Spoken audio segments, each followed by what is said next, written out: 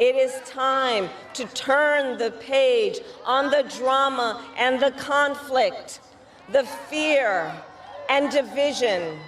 It is time for a new generation of leadership in America.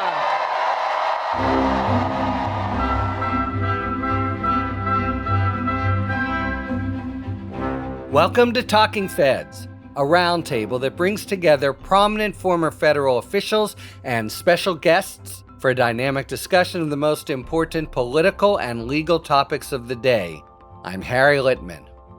Okay, sports fans, pick your metaphor. Just feet from the tape in the last lap, in the bottom of the ninth with seconds until the final bell in the fourth quarter, we remain in a dead heat. Donald Trump and Kamala Harris are almost freakishly tied across the country, and with razor-thin margins for one or the other in the critical 7 swing states that almost certainly will decide the election. While pundits pore over every piece of polling data as if they were hieroglyphics on the Rosetta Stone, so far nothing seems to obviously break the deadlock. By now, Trump's strategy is painfully obvious. He's on a full-throttle mission to convince Americans that we are teetering on the edge of a dystopian nightmare presided over by Harris. Streets crawling with violent immigrants, inflation gutting the middle class, and woke mobs pulling the strings of American society.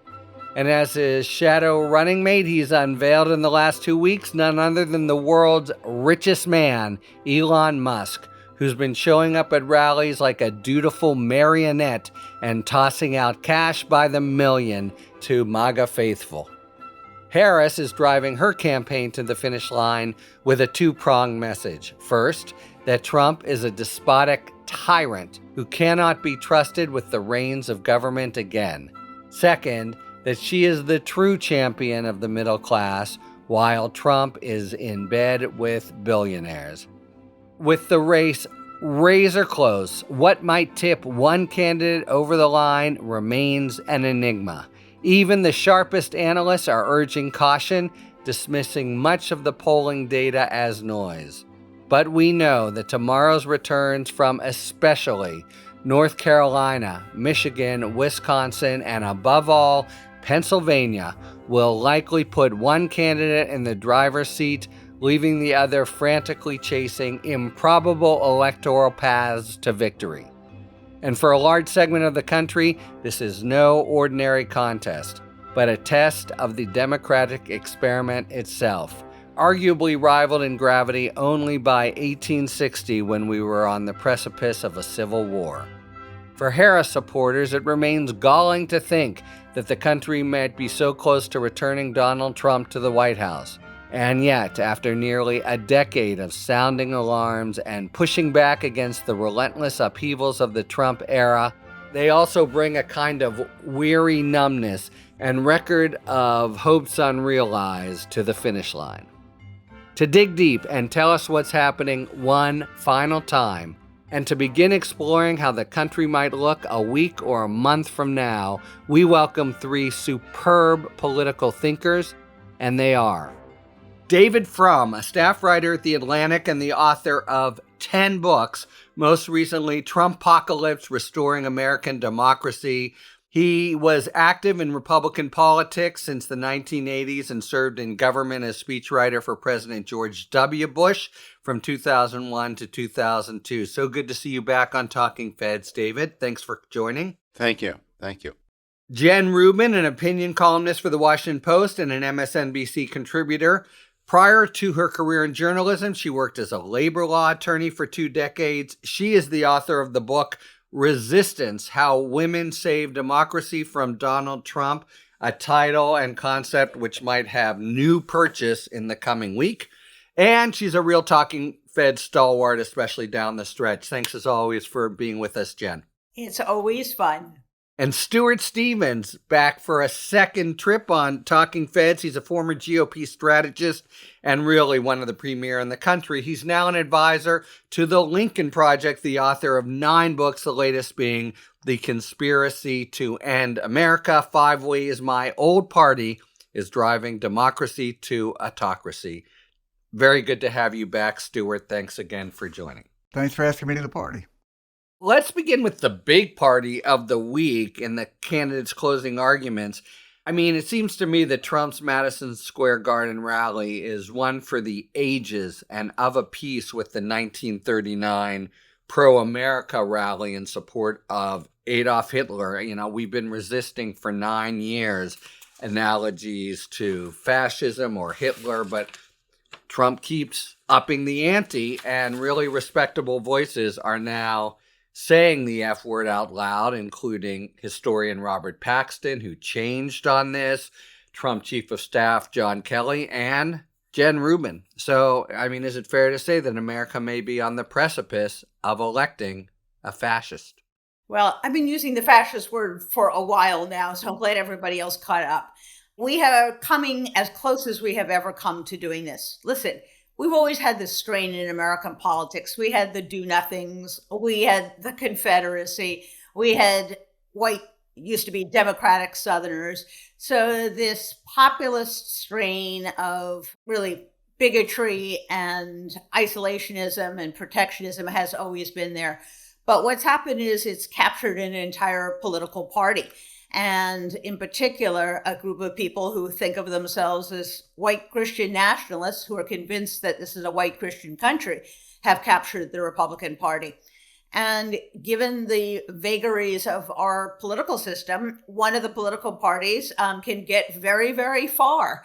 And this guy has. And aside from Liz Cheney, aside from the people that you mentioned, my friend Barbara Comstock, Stuart, David, the vast majority of Republicans have simply enabled this and gone along. And I can't help but think, what would they have done in 1930 in Germany? And I think I know, and it really does make me sick. But I am optimistic about next week. And I think this week kind of crystallized the choice. No one can be confused what Donald Trump is. And as he was doing this, Kamala Harris was going in exactly the opposite direction with that beautiful event in front of the White House. And let me just say a word for advance teams. That was magnificent. But the tenor of her speech really all week long has been pretty much pitch perfect. So have a choice between a fascist and a normal, conscientious, well-meaning centrist Democrat. And I can't believe it's this hard for Americans to figure it out, but I think they'll make the right choice next week. I wanted to pick up on something you said at the very beginning of this, Harry, which is this has been a week of dramatic events, a campaign of dramatic events, following years of dramatic events. And yet, in my mind, in an important way, really nothing much has happened in 9 years. There has been one poll question that has been asked over and over and over again since 2015. Blah, blah, blah, blah, Trump. Blah, blah, blah, blah, Trump. And the answer to that question has been 45, 46, sometimes 47% yes. 49, 50, 51, sometimes 52% no. And it can be anything. What do you think of President Trump's plan to restrict camel imports from Middle Eastern nations? 45 yes, 50 no. So as I think we come down to the wire, because of Biden's infirmity, there was a period where the fundamental poll of the Trump question era began to wobble a little bit because people became alarmed by whether the serving president could serve. But with Biden out of the picture, we're back to the fundamental math. 45, 46, maybe 47% yes. 49, 50, 51%, maybe 52, no. Well, Stuart, let me follow up on that, but also with the fascist gloss, which is play the tape from Madison Square Garden. He is really saying some xenophobic, nativist, nasty, false things that are at least part of a fascist playbook.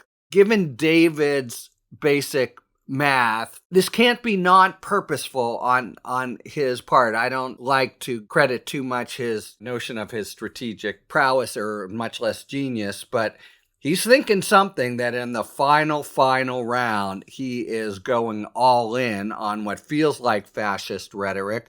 So what's going on? Why is he confronted with this math, choosing what seems to be just a more over-the-top, Trump on steroids, potentially fascist presentation? Yeah, I think the question assumes that there is an alternative for Trump, that he has the ability to change. And I don't think he does. I mean, there's not a strategist or focus group or pollster that told him, look, the way you're going to clinch this thing is you need to go out and talk about Arnold Palmer's penis, and you need to talk about having military tribunals for generals and political opponents. And then, just to really clinch the deal, you need to go out and call Puerto Rico floating garbage, talk about, scene jokes with Latinos, and then do a shift at McDonald's and then get in the safety vest and drive around in a garbage truck and this thing is a lock. No, there's no purpose to it. David's exactly right. Trump won with 46.1%. Romney lost, by the way, with 47.2%. And then Trump lost with 46.9%. You can't blow him north of 47 with dynamite. And the whole goal of the Harris campaign has been to coalesce this 51 to 53% that's non-Trump. So we wake up in a world in which Liz Cheney and Bernie Sanders are supporting the same candidate. I don't think that's bad. I think it's a very positive sign that people are following Jen Rubin's example and calling him a fascist, because part of the problem with Trump has been the inability to imagine Trump. And I think that we need to use the right words.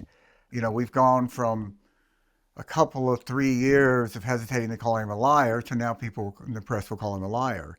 And I think words are really important here, and the framing's really important.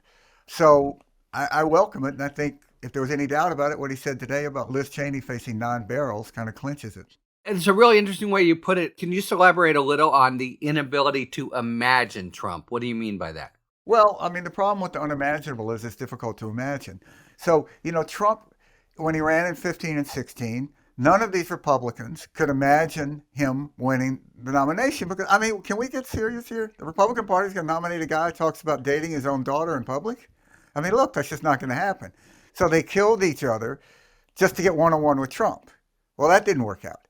And then I think that in the general election, Hillary Clinton left a lot of votes on the table because people couldn't imagine her losing or couldn't imagine Donald Trump winning. And then all this time, you go back to 20, right after the election, when all these Republicans said, just humor him. Yes, he's lost the election. Yes, fifth graders know that, but we're not going to say that. Just humor him. What's the danger? Because you couldn't imagine that those senators would end up running for their lives on January the 6th.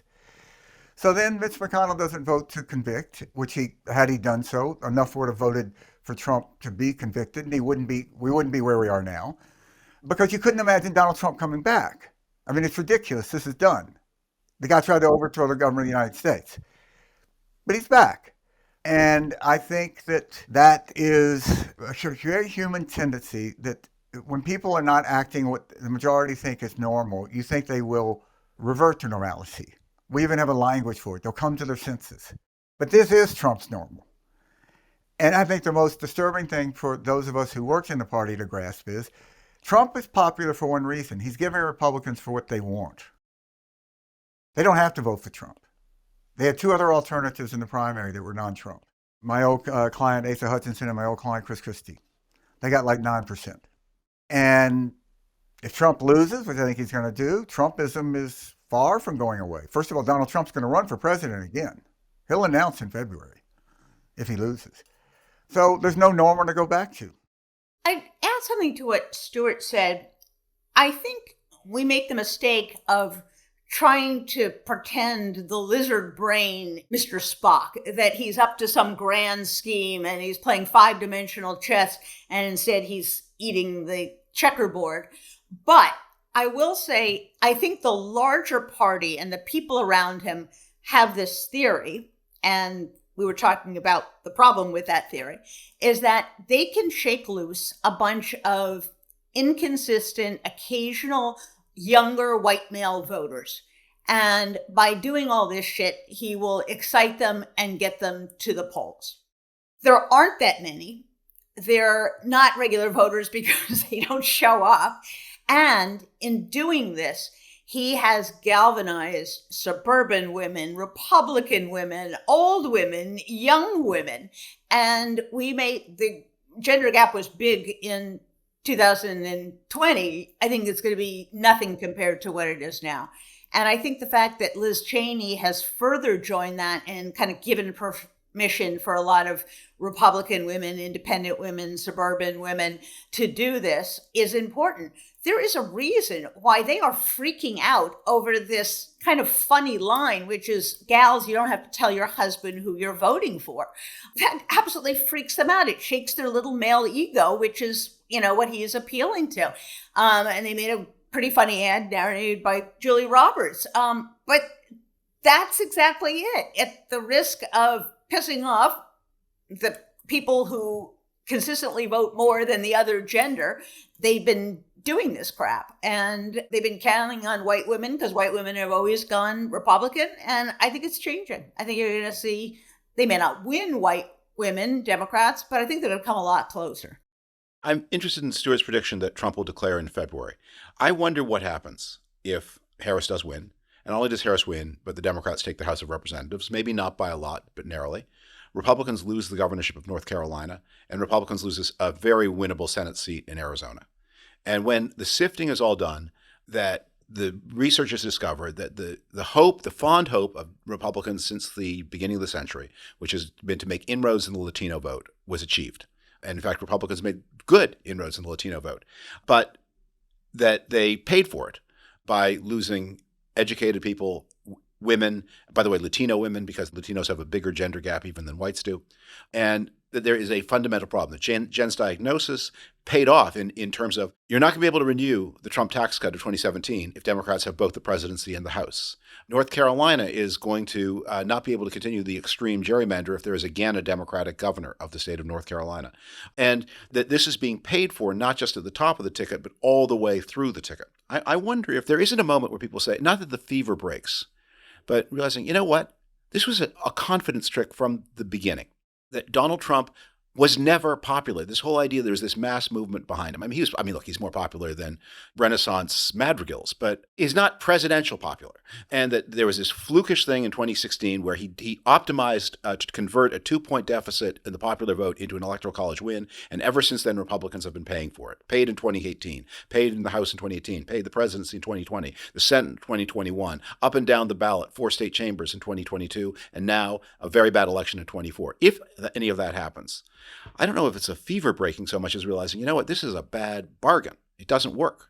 Many people have been whispering it, but his control of the party, he's both been able to oust and purge moderate Republicans or what used to be Republicans and still have the magic power of primarying other ones. So it struck me that even the confidence tricks, as always, is spot on phrase because he's done it even as the people who've fallen into line seem as people like you, Stuart and David, tell me, to revile him and disrespect him. I'd like to think what David's saying is going to happen, but I kind of had a going out of business sale of optimism in the party.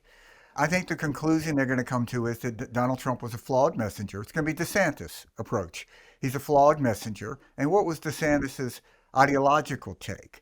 You really need to go more to the right. It's one thing to get in a fight with Nike, but hell, I can one-up you. I'm going to get in a fight with the happiness company. And I'm going to, go to war with Disney.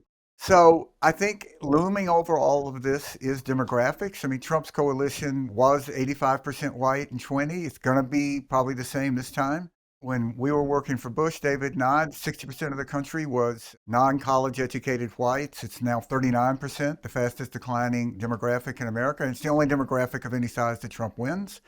We are headed to minority-majority country. In a way, we already have become that. If you're 16 years and younger, the majority are non-white, with really good odds to be non-white at 18. And I think that the party has had this, fundamental choice to either adapt to that or try to curate the vote. Because there's nothing you can do to stop that. All the Stephen Millers in the world are not going to change America becoming a minority-majority country. And Republicans have failed at that. And there's a lot of talk about how language is an issue here. I don't think it's language. This happened back in the day. There was this whole thing that Republicans can't get black votes because we white candidates, consultants didn't know how to talk to black people. So there was this embarrassing spectacle of hiring all these black consultants to come down and tell us how to talk to black people.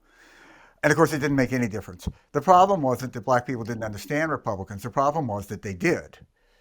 And that they didn't like what we were offering. It was a policy failure, ultimately. My posit is that Trump is going to do well among Latinos and okay among blacks. Better than Ron DeSantis would have done, for sure, and probably better than other Republicans have done. That this is the Republican dream come true. He is going to make, at last, those inroads with Latinos and especially Latino men that Republicans have been saying they need. And the problem is the party's been asking the wrong question, which is not how do we supplement our coalition of non-college whites with non-college Latino men, but the reason that those non-college whites are shrinking is because the world in which only 10% of Americans went to college is fading into the past. 30 and 40% of Americans go to college. It's higher among women. The Republican problem is not enough Latinos. The Republican problem is not enough women and not enough educated people. So Donald Trump, you know that children's joke about how do you get down off an elephant? Punchline, down off a duck. Okay, the point is that Trump was optimized to solve a problem that Republicans were ready to solve. And he was counter-optimized to solve the problem that they need to solve, which is a problem that's really the challenging problem. There are lots of non-college Latino men who drive Ford 150s and have guns and have Pornhub accounts and are ready to be Republicans. It's their sisters. That's the problem. I want to keep to this week and what's going on. And the other noteworthy feature when we stick with Trump is this presence of Elon Musk, who's become a sort of odd mincing cheerleader for Trump. First of all, just the overall impact. He's a kind of bizarrely on the spectrum, but glamorous figure. Yes, the richest guy in the world. Does he, in fact, bring something new to the Trump faithful, or does he just communicate what Harris is saying, basically, that Trump's for billionaires and I'm for the middle class? Thoughts about Musk and his presence? Well, the Republicans have a creepy billionaire problem, and that is they have been very successful with creepy billionaires. It bought them a Supreme Court. It got Trump very far, but ultimately it's not enough because he is too weird. He is too gross, and there is just a limited capacity for what they are selling. That said, I think he is indicative of a huge problem we have in our politics. And I never used to be one of these people who was on her high horse about campaign finance reform. But we cannot have a situation in which he essentially is playing Berlusconi. He owns the media. He uses the media then to put his own fascists in power. And we got to begin to think more critically about how we pay for campaigns, how these billionaires operate, because this is a problem. And the solution is not to get your own creepy billionaire. It creates a fundamental crisis, I think, for democracy when we have this much money sloshing around, and it is dangerous. It's endemically anti-American. And frankly, I have experienced this myself in a big way this past week or so. Jeff Bezos is creepy, but he is a billionaire.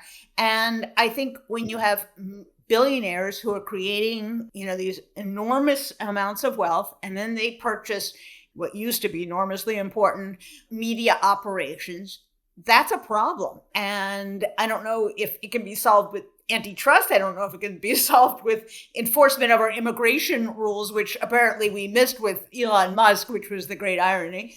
But we need to really recoil and figure out what we want to do about this. And I got to think that given the fact that there are billionaires on both sides, there may be some people who are not natural allies on this who may be more inclined to listen than they otherwise would. That's a generic weird billionaire problem. In addition, you have this billionaire with all kinds of business interests and weird stuff to our adversaries. And Stuart, you tweeted, odds look good that Elon Musk has broken multiple laws in his bid to be Trump's mini-me. Like Trump, he thinks he's above the law. So he's not just an odd, but a somehow emblematic figure in the Trump universe, yeah? Yeah, and I can tell you Elon Musk is the perfect client because he's rich, he doesn't know anything, he has a big ego. So you can sell him anything. And I will predict now that there will be legal ramifications that Musk will go after the people in the super PACs that he's paying because they're not delivering what they promised to deliver for the amount of money that they're delivering. And I would be surprised if it doesn't hold in Pennsylvania court, and maybe they're doing it in Michigan too, that what he's doing is basically an elaborate scam to get around bribing people for their votes. In a normal party, Elon Musk wouldn't have the room to show up like this. I mean, picture Elon Musk trying to do this, with Ronald Reagan running or something. It just shows that there's this vacuum in the party. I mean, if he tried to do that, if somebody like this tried to do it on the Democratic side, it would just be weird. It wouldn't be embraced. What he's doing is speaking to this very certain percentage of the vote that tends to be overwhelmingly male, tends to be look at them and think, this is proof that I could be this. I don't think Elon Musk could get elected governor of any state in America, which is not a bad sign of how popular somebody is. So I don't know. I don't really think he's helping Trump. I don't think you should fold the individual case of Elon Musk into the larger general question of inequality in American society or concentration of wealth or campaign finance, because his behavior this is not how the DeVos family behaves. This is not how the Ulines behave. This is not how the Soros family. Normally, people give a lot of money to politics. Keep a medium to low profile. Partly they don't want to be bothered with lots of requests, partly because they're aware that good chance your candidate could lose, and you're trying to keep some lines of communication open with the other camp because you have other kinds of interests. Look, and your business partner may be giving to the opposite candidate. Your wife may be supporting the opposite candidate. So you have all kinds of diplomatic things. So this kind of all-in hyper visibility is very different from the normal question that we have.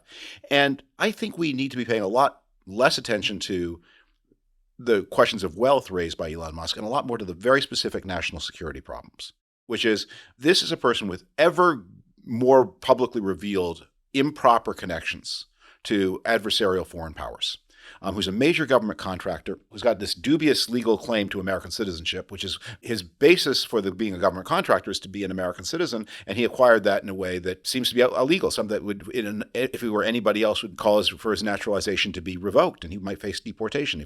I'm a naturalized citizen. I can know this all very well. If you lied at any stage in the process, your citizenship can be revoked, and you can be deported. And he has this strange relationship with Putin that aligns with Trump's strange relationship with Putin. I always think with the whole Trump-Russia file that we've wasted too much time asking the why question, which we may never get the answer to, and if we do, it'll be after most of us are dead. But we simply need to focus on the what. What is known and knowable? And Elon Musk turned off communications to the Ukrainian forces when they could have scored a major victory in Crimea. Elon Musk is enabling Russian use of Starlink. He is communicating directly with Putin. He is acting as Putin's face for a Putin peace plan. He is spending money to elect the more pro-Putin candidate. He was crucial in getting the second or third most pro-Putin person in the U.S. Senate onto the Republican ticket. And the most pro-Putin candidate in the U.S. Senate who's not an unfathomable nutcase. I mean, someone who's an actually efficacious person, so a better choice. And they weren't going to put Rand Paul on the Republican ticket. And at this point, J.D. Vance may be more pro-Putin than Rand Paul, come to think of it. So these things, we just have a lot of whats. I don't need the why. But I think what I look at this and see is not a story about wealth. I see wealth being used to game the national security system of the United States in a way that is mysterious, but certainly dangerous. And I'll add one point to it, which is he has grand plans to be a tyrant and an autocrat. Some of them are achievable on day one, some of them aren't. But overriding national security rules and regulations and permitting people to do all kinds of nasty stuff with our adversaries, that's something he could do January 21st. Trump can and will stop aid to Ukraine within a week. People ask this question, will Trump withdraw from NATO? He doesn't need to. All he needs to do is give an interview to the Financial Times or some other international newspaper and say, if Estonia is attacked, I will not defend it. NATO is over. It doesn't matter what the treaty says. David, I take your point to be the more sort of sophisticated, nuanced one is Trump has achieved this long-standing desire, but at a higher price than people anticipated. Indeed, at a higher price maybe than what he gained in Hispanic votes. Jen, I wanted to ask you, the very strong turnout, young, suburban, older women, and I know you've been tracking that. What seems to be happening out there with women kind of across the board? I think most of the analysts, most of the political world have vastly underestimated the impact of Dobbs. I think it is the most consequential event since the passage of the 1964 Civil Rights Act, which flipped the South and really upset the traditional political alignment. It's not just another issue for women, and it's not just another issue for young women. It is a galvanizing, infuriating, motivating symbol of second-class citizenship and of disrespect. And it has touched women in a way that no other issue I have seen has done. And it has gotten to Republican women. It has gotten to independent women. That's why you had these ballot propositions in Kansas pass overwhelmingly. And when you look at new registrants, I was like literally looking at this before we came on, since Dobbs, it's been disproportionately women. When Harris entered the race, the new registrations became even more disproportionately women. And I think this is going to show up. This is what's showing up in the early voting. This is what's showing up, I think, will be in the final results. And if Republicans lose suburban white women, I don't know where they go. They're out of white people in any case. But if they're just dependent on male, white people, they really are cooked. And that's why this election is so important. This is the last election that I think there just aren't enough bodies beyond this unless they're really going to create mass voter suppression. But I think Dobbs and the full effect of Dobbs in kind of the political realm has not yet been properly felt. When you have Liz Cheney, who certainly was a national security conservative, she was never a social conservative, but nevertheless was pretty standardly what they called pro-life. And you have her on the stage with Kamala Harris say, it's just not right that women can't get the medical care they deserve. We've got to change that. Now, Kamala Harris could have turned to her and said, well, gosh, what did you think was going to happen? This is what we've been screaming about for decades. But she didn't do that. She said, yes, I think there are a lot of Republican women who didn't imagine it was going to come to this. Okay, I don't think she believes that, but that was the political thing to say, and she is opening the door.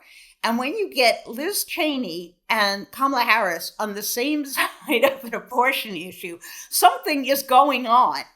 And I think Republicans have screwed up royally with this, and they don't know where to go because they cannot back out. Their strongest part of their base is pushing them. So I think they are absolutely trapped in a corner. It would be the best thing for them in the world if Kamala Harris put Roe back into statute, or she packed the court, because they got to get rid of this issue. Otherwise, it's going to be the death knell of the party. It's now time to take a moment for our sidebar feature, which explains some of the issues that are prominent in the news. Today's sidebar is about the New York Times lawsuit against OpenAI and Microsoft over the unauthorized use of the Times' articles to train their GPT large language models. And to explain this suit, I'm really happy to welcome Michael Shreve. Michael Shreve is a musician best known as the original drummer for Santana, and anyone who's ever seen Woodstock remembers him as a 19-year-old kid drumming out of his mind, and as I imagine it anyway, in disbelief to be where he is. Shreve played a pivotal role in shaping the band's first 8 albums. Rolling Stone recognized his talent in 2016, listing him among the 100 greatest drummers, and in 2011, the same magazine's readers ranked him as one of the top 10 drummers of all time. I give you Michael Shreve on the New York Times' AI lawsuit. In November of 2022, OpenAI launched the chatbot ChatGPT. It has since become one of the most successful generative text programs utilizing large language models representative of AI or artificial intelligence. In December of 2023, the New York Times filed a lawsuit against OpenAI and Microsoft for copyright infringement. Large language models like ChatGPT function by training algorithms with massive amounts of data. In order for the model's outputs to resemble human language, the data is often scraped from existing online sources written by real humans. The scraping is often indiscriminate and is exercised at scale. This can potentially include content that is usually behind a paywall, such as the reporting of the New York Times. Whereas an interested individual might have to pay for a subscription to the Times, or at least view ads on their webpage, ChatGPT provides information from relevant articles directly to the consumer without citation and without any compensation for the original writers. Similar cases have been brought against other generative AI models, including a case by Getty Images against Diffusion AI. This case is significantly different in that the New York Times has identified instances of ChatGPT repeating content verbatim from its newspaper. ChatGPT has claimed that its models are authorized under free use exemptions as the model takes from many sources to provide a transformative output. Given ChatGPT's inability to creatively transform information so much as mix and match or copy-paste, however, this exemption is being called into question. The issue is not restricted to the New York Times alone. Many creatives, such as visual artists, musicians, and writers, have raised concerns with generative AI as it relies upon existing human inputs to create its content. Many creators are concerned with the loss of any legitimate claim to copyright as well. This is doubly troubling as AI, created with the data from artists, can then be used to poorly replace the work of creatives. How the case will proceed is unclear. It is possible the New York Times will settle with OpenAI. If they go all the way, the Times has asked the court to order AI databases that include Times content to be destroyed. That outcome would mark a massive shift in the trajectory of AI history. For Talking Feds, I'm Michael Shreve. Thank you so much, Michael Shreve. Michael's new album, Drums of Compassion, is out on all platforms now, so check it out.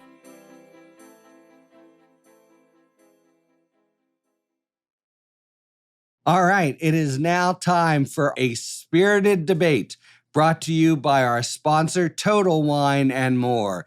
Each episode, you'll be hearing an expert talk about the pros and cons of a particular issue in the world of wine, spirit, and beverages. Thank you, Harry. In today's spirited debate, we unbottle the truth about wine. Is there really a right or a wrong way to enjoy it? Wine drinkers near and far have lived by a certain set of written yet unofficial rules to follow, particularly when it comes to pairing wine and food. You've heard a couple of them before. White wine pairs with seafood, red wine pairs with big old juicy steaks. And while we like to think of these more as guidelines than rules, some suggestions actually do serve a higher purpose to help your wine get the most from your dish, and vice versa. One pairing that's not quite as obvious involves tannins. Tannins are the dryness that you taste and feel in wine. They come from grape seeds, skin, or oak barrels. Traditionally, high tannin wines and spicy foods don't pair well together. The dry components of the wine become more pronounced with spice, which makes the food itself taste even hotter than it actually is. From drinking red wine with fish to white wine with beef, we say you do you. But there is one no-no that we wholeheartedly live by. Always, yes, always, hold your glass by the stem and not the bulb. And there are a few reasons why. Putting your warm hands on the bulb transfers unnecessary heat to the wine. As wine warms up, it will become off balance and you will taste the alcohol more and more. Not to mention, you can easily avoid smudges to your beautiful glassware. To truly enjoy wine, you can never go wrong pairing the wonderful selection and helpful guides at Total Wine and More. Cheers. Thanks to our friends at Total Wine and More for today's A Spirited Debate. Let's move to Harris.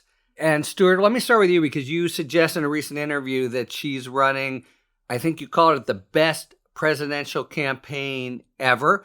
Do you hold to that view as we hit the home stretch? Has it been, error-free pretty much since July, and what makes it not just good but superlative?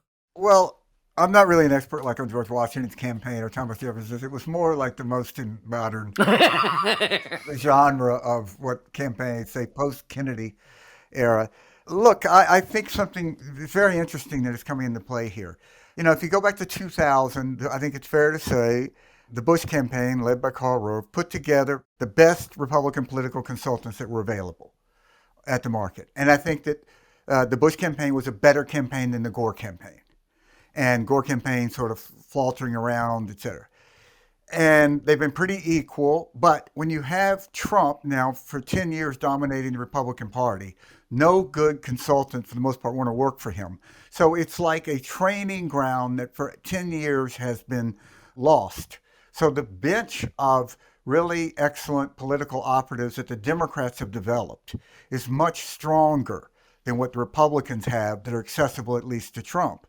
So if you look at these two campaigns operating, it's as stark a difference as you can see. You take that day of the ellipse, so it's an extraordinary event followed by an extraordinary event in Houston, and at the same time, they had Michelle Obama down in Georgia. I think President Obama was somewhere else. That is really hard to do, putting on this, all those moving parts. And then compare it to Trump's Madison Square Garden rally. First, the fact that it occurred shows some sort of basic breakdown. But really, once this guy said this about Puerto Rico and Latinos on stage, that nobody went to Donald Trump immediately and said, look, the first thing you have to say when you walk out on that stage is you disavow this. Nobody did that. Or if he did, I don't think they did because they'd be leaking that they did. So most presidential candidates at this point are just kind of barely hanging on, trying not to make mistakes out of fatigue. Harris seems to be getting better. Now, maybe it's because she hasn't been running for a year and a half. So maybe, she's fresher off the bench. But I just look at it from a political operative sense. And they just keep hitting it out of the park. They haven't had one bad day yet.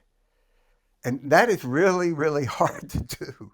And you think about it, they've done so many different things well. The convention was one of the best conventions I've ever seen. Their social media thing was just bonkers. But I do wonder, this is like every American's fantasy. Can we only have 3-month-long, political campaigns? Part of what I think has helped her, she didn't have any primary. She didn't have any debates. The party didn't yank her all the way to the left. She's still paying for some of the things she said in 2019, 2020. But this time she didn't have to do this. So she can spend her time with Liz Cheney, and she doesn't have to spend her time with AOC and making sure that wing of the party, is doing okay. And I also think, we talk about campaigns, we talk about tactics. She is a much better politician than people have ever given her credit for. She is engaging. When you meet her one-on-one, she has that Bill Clinton thing. You are the only person in the room. I've met her in person 4 times. Every time I ask her, she remembers the one time she met my son, and she brings it up. She has that kind of political, human touch thing. She's learned how to give a big speech. She's letting the pros do the job. And remember, she had to layer this campaign with people who are already there with bringing in Obama pros. So she's done a lot of things well. And it's very easy to say the campaign was great or, this was great. She's been extremely disciplined. She has been a great candidate. Not every candidate can go on Fox and take Bret Baier apart. That's some pretty impressive political skill. So the better candidate usually wins. That's just kind of basic. I spend my life writing, fancy stuff, but I could boil it down to the better candidate usually wins. But as a potential president, she remains the most unknown quantity of any person to run for president. I can't think back contrary. Even Barack Obama, who had a very short career as an elected official, 2 years in the Senate and the State Senate, had written 2 substantial books. One of them he'd really written entirely by himself, the other reflecting very much his own imprint, that gave you an idea at least of how he thought about things. I don't think we have any idea of that of Harris. We have no idea what kind of executive ability she has. The campaign has been good. Is she running it? I don't know. I tend to think not. It's not her job. We will see. A lot of the things she is saying, she did in 2019 sign on to some I mean, sex changes for illegal aliens is like a Succession Chiron joke about the kind of thing that Democrats believe, but she actually signed. Like, she didn't rip up that piece of paper and say no, she signed it. I'll tell you the thing that worries me most and the thing that gives me the most hope about her. The thing that worries me the most has been her constant emphasis on price gouging as a cause of inflation, because I worry she might believe it. And if she believes it, that tells me she cannot think in an orderly way about how a modern economy works. And the question I want to ask everybody is, what terrible moral change overcame American business that in 2019 businesses weren't greedy and in 2021 they were greedy? There's this massive moral change for the worse. But good news between 2021 and 2023, they stopped being greedy. And they repented like Scrooge in the last act and said, we'll stop the price gouging. Obviously, that's not why prices go up and down. And anyone who's in charge of guiding the American economy needs to understand that. The thing that gives me hope is that she has been slamming Donald Trump on the cost to American households of his tariff plan. And I'm hoping if she says that often enough, the thought will occur to her, maybe the Biden tariffs are also bad. In fact, maybe the problem is not the word Trump in front of the word tariff, but the word tariff after the word Trump. And maybe we need a turn to change. I think generally my thinking about her, the story goes that there used to be in the 1950s and 60s a restaurant in Chicago called the Pump Room. And it was famous for if you ordered the most expensive steak at the Pump Room, it was brought to you on a flaming scimitar and deposited on your plate. And according to the joke, the manager of the Pump Room was once asked, "Why do you do this?" And he said, "Well, the customers like it, and it doesn't hurt the meat too much." And I'm kind of hoping that may be an explanation for some of the more out there aspects of the domestic policy that Kamala Harris has been talking about. I think you're being a tad unfair. There are these throwaway things that people use in campaigns. She has not built her campaign around that.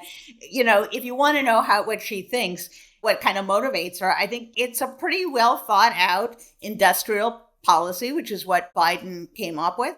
There's definite questions that arose in her staff at the DA level, the AG level. She is a superb campaigner, which came as something of a surprise, and it's just true. We don't know what kind of governor in important ways she will be, but man, oh man, talk about an incidental question over the next 96 hours or whatever it is. But let's talk just a little bit about what the next week you anticipate will look like.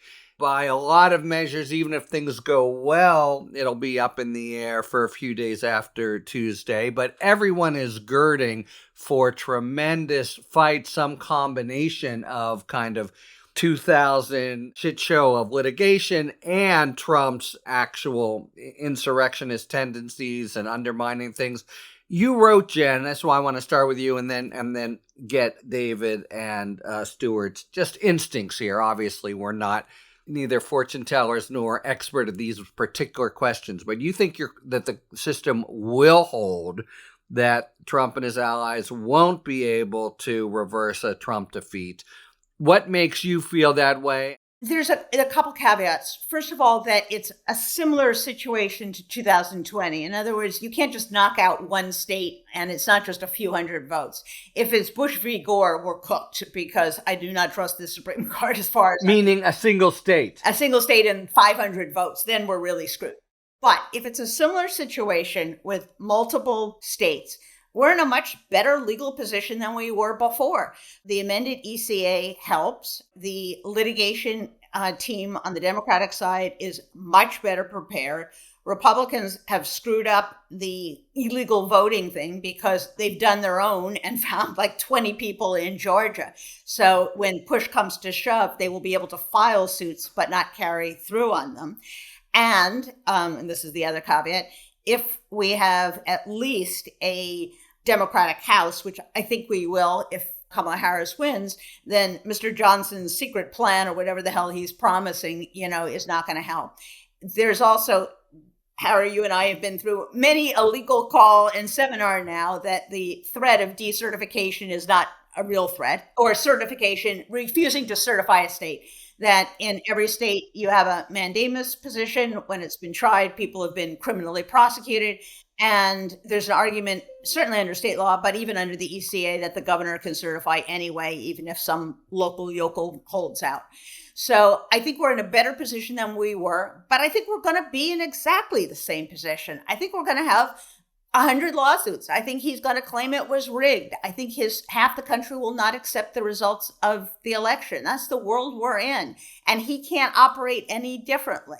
So I think it's going to be 2020 all over again. And if we're more fortunate, maybe the margins will be comfortable enough. But we're going to kind of be in that world. And in that world, the system did hold.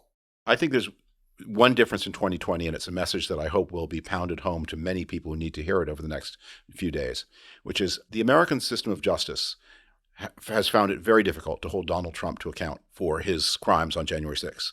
But it needs to be communicated. But the rest of you lot, the rest of you, the other 1,000, this American system of government had no trouble at all putting you in jail for months and years. So if you are tempted to follow the guy, you can take the comfort that he may get away with it. But be warned, you won't.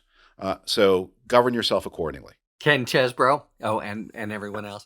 Well, I think we're going to know pretty early. I don't think it's going to be that tight. So you think like the blue wall will hold early and maybe North Carolina? Or tell me more specifically. If she wins North Carolina, it's over. And she won't win the race because she won North Carolina. It'll mean that a bunch of states on the bubble trip that way. If she loses North Carolina in a tight race, it doesn't mean anything. If she got crushed in North Carolina, lost by 5 points, that would be a really bad sign. And I would say the evening's going to be over really early and Trump's going to win cleanly. It'll mean he'll win Pennsylvania. It'll mean he wins all these states.